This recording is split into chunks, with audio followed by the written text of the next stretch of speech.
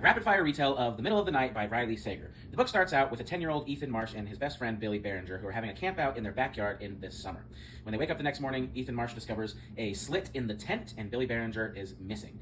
No one ever finds Billy Barringer, and it's a national story as to his kidnapping or disappearance. No one ever finds out what happens to him. Ethan takes this on quite heavily and is feeling pretty guilty about it because he was there when it happened, didn't see what happened, didn't stop it, and so he's having a lot of issues with that, so much so it carries through his life. Shortly after Ethan has begun staying at his childhood home again, miraculously, the body of Billy Barringer is found on the grounds of the Hawthorne Institute, which is a nearby institute that is said to be very cult-like and mysterious. Some would even say that's where they learn to talk to ghosts. And so Ethan Marsh opens his own little investigation to the disappearance and now confirmed murder of Billy Barringer and thinks that the Hawthorne Institute has a lot to do with it. Meanwhile, Ethan is reconnecting with his childhood friends, one of which is a girl named Ashley, and she now has a son named Henry, who is 10 years old. Ethan kind of befriends Henry because he reminds him a lot of Billy, being 10 years old, very similar, and kind of takes a liking to him, takes him under his wing.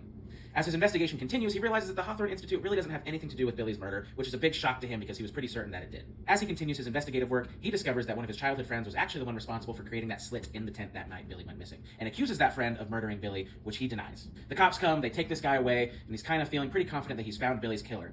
When Ashley and Ethan are talking, Ashley realizes that Henry is nowhere to be found. As they freak out, they start to look at the backyard camera, and they see Henry being dragged through the backyard by a hooded figure into the woods. And so now Ethan is panicking because Henry has been taken, a 10-year-old boy, under Ethan's watch, and Billy was taken, a 10-year-old boy, under Ethan's watch. So Ethan and Ashley sprint into the woods to try to find the kidnapper, rescue Henry, and put Billy's mystery to rest once and for all. Whatever happened to Billy Barringer, what's going to happen to Henry, that is on you to decide and figure out for yourself when you go read The Middle of the Night by Riley Sager. If you do want to know what happens, comment below, and we might just post the ending for you.